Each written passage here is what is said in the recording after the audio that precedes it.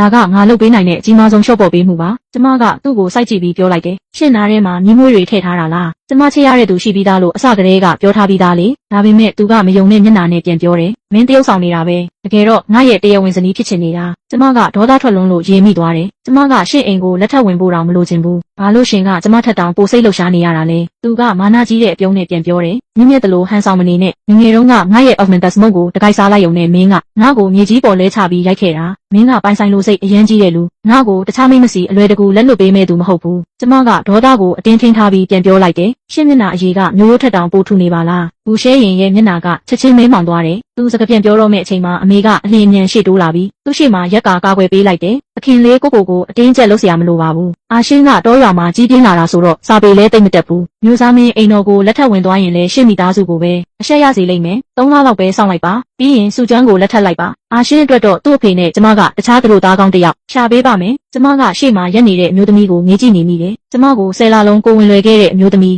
ကျမကိုမွေးဖွားရင်းအသက်ပါဆုံးရှုံးမှုနေပါဖြစ်ခဲ့တဲ့အမျိုးသမီးအချိန်ကကျမကိုမျက်စိထဲကမထွက်အောင်ချစ်ခဲ့တဲ့အမျိုးသမီးဒါပေမဲ့အခုတော့သူမရဲ့ကိုယ်ပိုင်သမီးကိုရှုံ့နှွန်နဲ့တွန်းချဖို့တောင်ဝင်မလေးတော့ဘူးကျမရဲ့နှလုံးသားကအေးခဲသွားတယ်ရင်ထဲကနာကျင်မှုကလည်းပြန်ပေါ်လာတယ်အပေါင်းထောင်ချီနဲ့နှလုံးသားကိုတပြိုင်တည်းထိုးနေတယ်လို့ခံစားရတယ်တစ်ဖက်မှာတော့စုကျွမ်းကအောင်နိုင်သူလိုမာနကြီးတဲ့အပြုံးနဲ့ကျမကိုကြည့်နေတယ်ကျမကငြင်ငြင်တက်တက်ပြောလိုက်တယ်ကျမချစ်ရတဲ့သူရှိပြီးသားလို့လူတိုင်းကိုပြောထားပြီးသားပါအမေကျမအတွက်သူတို့သားရှာပေးစရာမလိုပါဘူးအမေကမျက်မှောင်ကျုပ်ပြီးပြန်ပြောတယ်လက်ထပ်ထင်းများရေးဆိုတာမိဘကဆုံးဖြတ်ရတာမင်းအဖေနဲ့အမေသဘောမတူသေးတဲ့၍အဲ့ဒါဘာမှအတီးမဖြစ်ဘူးကျမကောင်းကြီးလိုက်တယ်ဒါဆိုလဲစောင့်ကြတာပေါ့နောက်ရက်အနည်းငယ်အတွင်းသူကစိတ်ဆက်လက်ဆောင်တွေနဲ့ရောက်လာလိမ့်မယ်အဲ့ဒီနောက်အကိုကကျမကိုနေရမယ့်နေရာစီခေါ်သွားတယ်အဲ့ဒီနေရာကတော့စွန့်ပစ်ထားတဲ့ခြံဝင်းအိုတစ်ခုပေါင်းမင်တွေကနေရာအနှံ့ပေါက်နေတယ်ပန်းတပွင့်မှမရှိဘူးအလှဆင်ထားတာလည်းဘာမှမရှိဘူးနှစ်ပေါင်းများစွာလူမနေခဲ့တာတိတာနေတယ်တကားပွင့်လိုက်တာနဲ့ဖုံဖုံတွေကမျက်နှာကိုလွင့်လာတယ်မိုးနှန်းကအန်ချင်စရာကောင်းတော့အောင်နံနေတယ်ထောင်တိုင်းမှာပင့်ကူအိမ်တွေနဲ့ပြည့်နေတယ်အကိုကရွန်ရှာတဲ့မျက်နှာနဲ့ကြည့်ုံကြည့်ပြီးအထဲတောင်မဝင်ဘူးဒီခြံကိုနှစ်ပေါင်းများစွာမသုံးခဲ့ပေမဲ့မင်းရည်နေခဲ့တဲ့မြက်တဲထက်တော့ပိုကောင်းသေးတယ်ဒီစာမကြောင်နဲ့အဲ့ဒီလိုပြောပြီးချက်ချင်းလှည့်ထွက်သွားတယ်ကျမကအခန်းပြက်ကိုတပတ်ကြည့်ပြီးလှောင်ပြောင်တယ်လို့ပြုံးလိုက်တယ်ဒီနေရာထက်တောင်အင်းစေကန်တွေနေတဲ့အခန်းကပိုကောင်းဦးမယ်ကျမတကားကိုအားနဲ့ပိတ်လိုက်ပြီး